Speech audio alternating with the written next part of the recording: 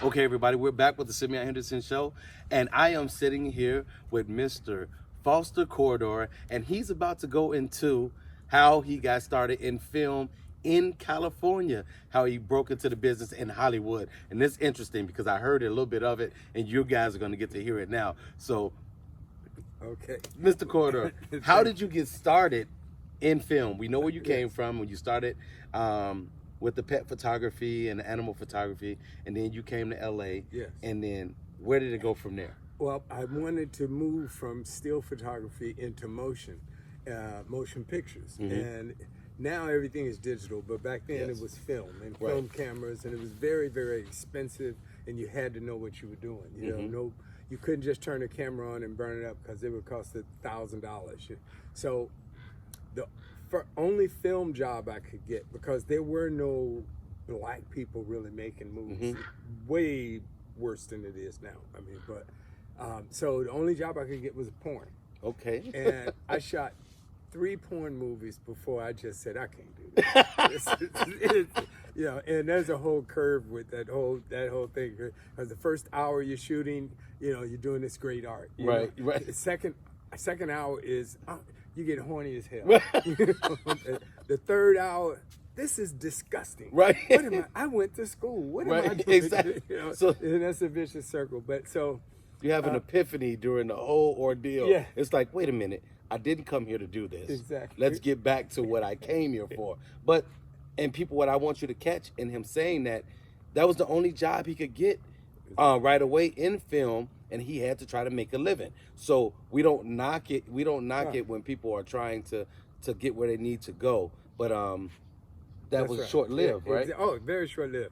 And that's when I met a gentleman named Cliff Rockmore at the Inner City Cultural Center, which was the theater hub for many of the great black actors in Hollywood that you know today and have passed on, came out of the Inner City Cultural Center here in Los Angeles. And so I met Cliff Rockmore and Ayanna Delaney at the Inner City Cultural Center. They introduced me to Rudy Ray Moore, and that started a relationship that would last 25 to almost 30 years until the day he died. Okay.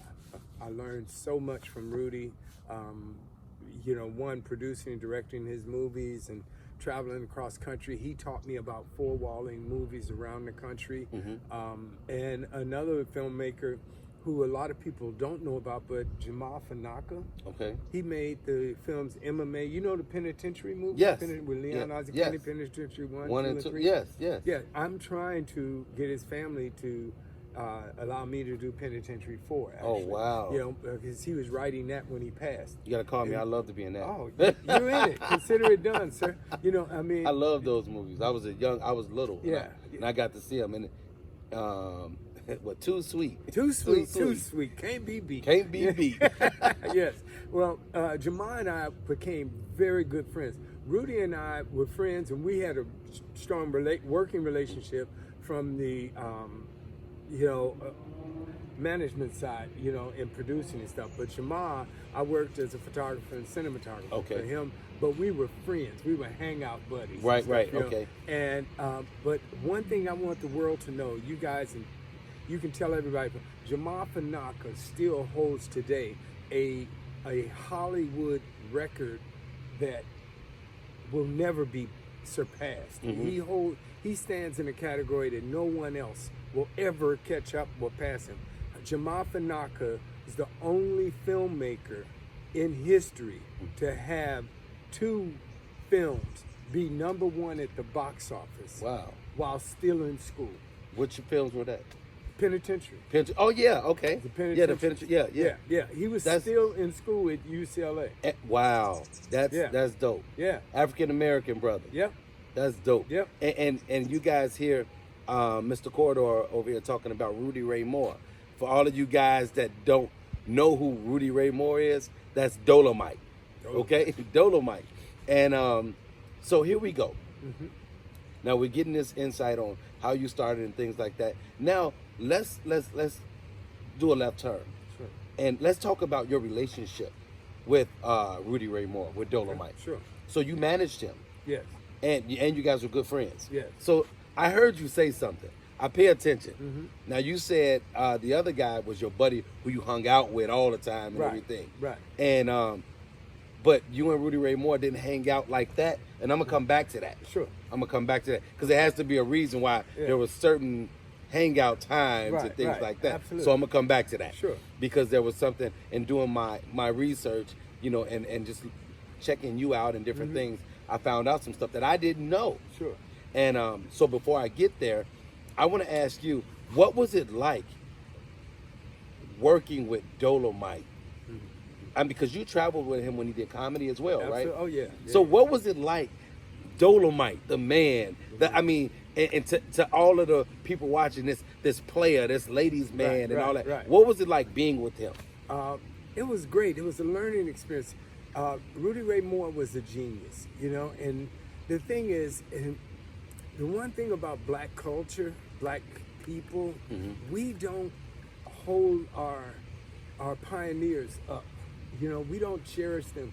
We don't look at our history like we should. See, Hollywood will never ever let you forget Charlie Chaplin and W.C. Fields, and, you know, and all of these people. Mr. Rogers. Yeah, you they're know, about to redo Mr. Rogers with Tom Hanks. Of course, you know, it's like, but black people see it. That kind of gets to another issue of mine because we have to respect our own. We have to understand what the entertainment business is, and we have to attack the business side more because you can't be happy to just have a black director. You can't be happy to have a black lead actor.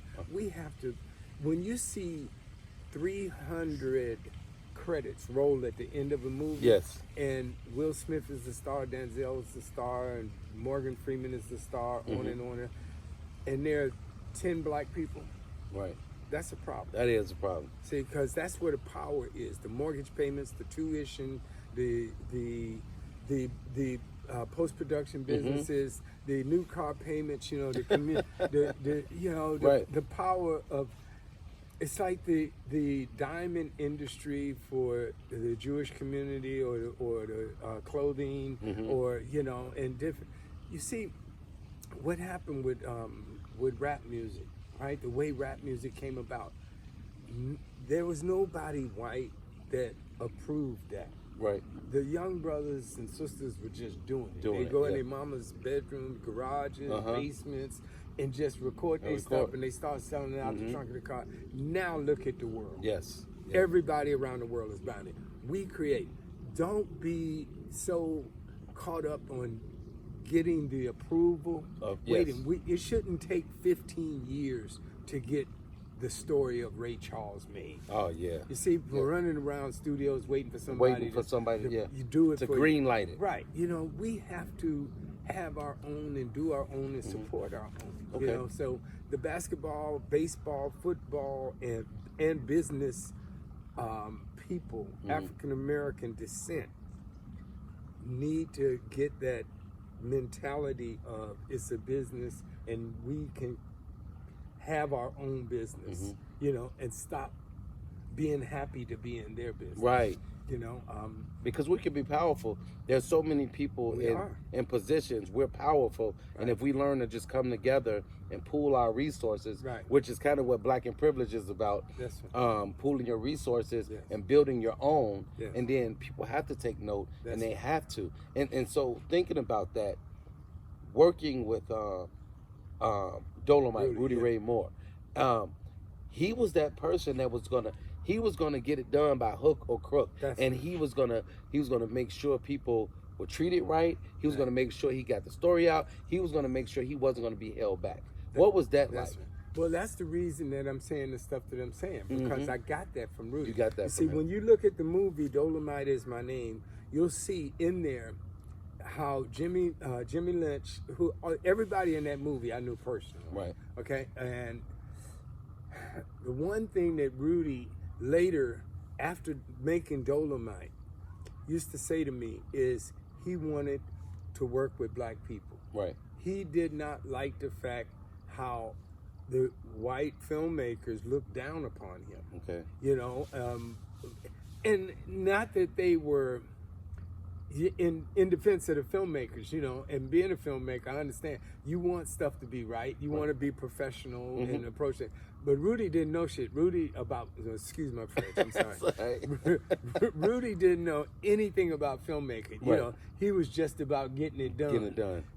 But that attitude that he felt back then is kind of like, and I'm in a loss for words for a second, but where that condescending attitude, that attitude still exists today. Yes. In Hollywood. Oh yeah. And a lot of times I'm the only African American on a lot of sets because I own my own equipment. I have a 2-ton gripping electric truck, and on a lot of movies I've been the only black person there.